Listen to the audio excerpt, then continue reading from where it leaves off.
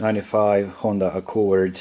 This is a 4-cylinder 2.2-liter engine, and this car was giving me a lot of problems. Has a intermittent problem on a cooling fans. The cooling fans would come on intermittently. As soon as I threw the key on, it would come on.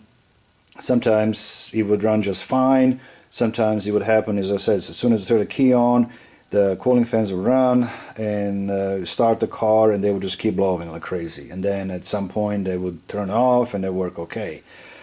Now, there's millions of videos on these cars, and the common issues are relays. Now we have two fans here, two electric fans. This one is on a driver's side. It's called a condenser fan on the diagram anyway, and the other one says cooling fan, which I'm not sure why it's calling condenser fan, but that's what that is. Anyhow, there's a relay for the left fan is here. It's mounted on the side of the radiator here, and the right side fan is this one here. It's in a fuse box. So when problem happens, both fans will work, even though these fans are actually controlled by different modules. The right side fan, the cooling fan, is controlled by the power control module, and the left side fan is controlled by a cooling fan control module. Both of these fans are getting a input from this sensor. This basically, it's not a sensor, it's a switch, it's a temperature switch. And I'll show you in the diagram. When this switch closes, it's going to send a ground to control side of both of these relays, okay? And then individually, power control module is going to send the power to this relay. It's a power side switched. It will send the power to this relay to turn it on, and then this fan would work, and then cooling fan control module will send the power to this fan to work. Now, also, this, you can see here we got a black wire and a green wire. So also this is used as a input, even though there's another temperature switch. This is what's called the temperature switch A, and as I said, this sends a ground straight to a control side of the relay, and also sends a input to these modules, the power control module and the cooling fan module.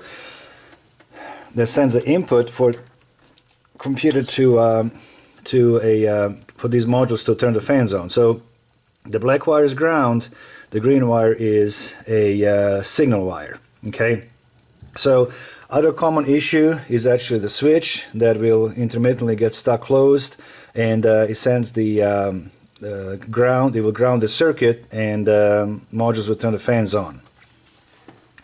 Well, in this case, that was not. Again, it took me a while, because it would. By the time faults happened, and I'm looking around, finding what's causing my problems, it went away. There's a fan that for the right side cooling fan. It's one under the hood, and that's this relay is next to a radiator. Now, when we look at the diagram, when we look at this engine coolant temperature switch A.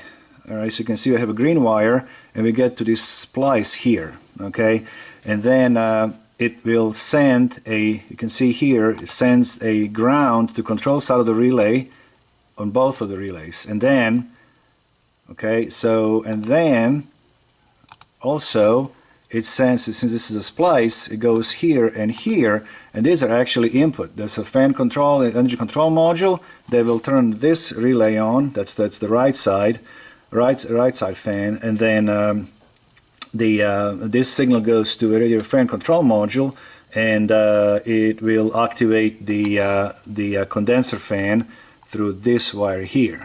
All right, so it's kind of odd system. You can see relay control. Two different modules turning two different fans. Why, I don't know. And also there's another coolant temperature switch that sends a input to this radiator cooling fan as well. I'm not sure why the double switch, but anyhow, our problem is that, again, both of these really got activated at the same time. So the problem was this circuit was grounded, and when fault happened, the first thing I did, I unplugged the coolant temperature sensor, and the fan was still working. And I said, okay, well, I have a short to ground somewhere. Now, I could not find this junction here, this connector. It would be nice to get here, unplug it, and then check each of these wires to see where is the short. Do I have a module that's shorted, like a power control module or a radiator fan module? Or I have a wire that's touching the ground somewhere and causing this whole circuit to pull down. And what I have found is a faulty radiator fan control module. And so I'm going to show you what I mean. I mean, literally, it was as soon as I get there, it would go away, and it took me a while, but finally I pinpoint the bad radiator fan module. Again, very common issues in these cars are switches and relays are stuck on, but this is kind of different. So what I'm going to do now, I have my test light on battery positive here, okay? And as you can see, here's my black wire, and that has a ground, all right? And as a signal wire, there's nothing, okay? And so I'm going to put this back. Click, okay. Now, if this guy is stuck, of course, we can do ohm resistance here. We can simply, or we can back probe this guy here, and if this switch is stuck closed, then we would have a ground here. Our light would lit. Okay. Well, as I said, the problem is actually this guy. So the problem ended up being a faulty fan control module, and it's bolted. It's behind the glove box here. And as you know now, looking at the diagram, this module controls the left fan. It's a condenser fan. And what it would do, it would ground this green wire here, that signal wire that comes from the temperature switch, and that wire is, you can see the green wire right there. That's the green wire. That is a so that's this corner here.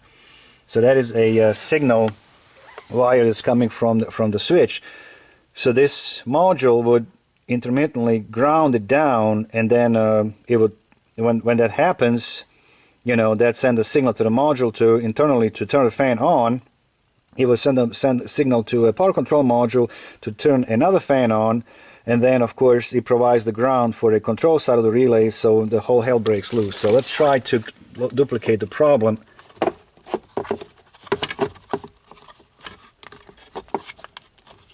I really have to stress this guy to act up on me.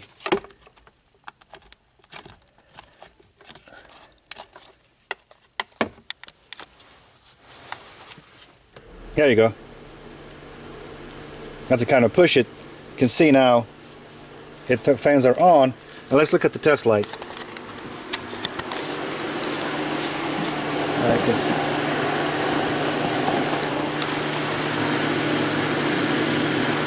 You can see the test light is on. So basically it's grounding this this circuit. It's crazy. Now it stayed on. And now it's off. These fans are on their last leg as well, but that was a problem. It kicked my ass because, again, by the time I figured it out, it would come and on and off constantly. So basically what it happens is, say again, it will ground this circuit. So what we can do, we can take this we can connect the test light to battery ground, do the same thing. We're going to ground this circuit down, and see that fans are working. Basically, what I did now, I made a short to ground through this circuit here, and anyhow, there was a bad cooling fan control module. And if you have this problem, pay attention to that little module there. I have found only one on eBay, used one. You'll have to go to the junkyard because no one has it available. I checked the local suppliers. They don't keep this module in stock at all. And so anyhow, if you have an issue where both fans are running, that's not the relay issue, okay? Because very unlikely that both of these relays are going to get stuck at the same time. You got an input problem where something is shorted, and in this case it was a cooling fan module. All right, guys, these intermittent are never fun, but yeah, what do you do? You gotta squeeze them pretty hard to act up on you. All right, guys. See you next time. Thank you. Bye-bye.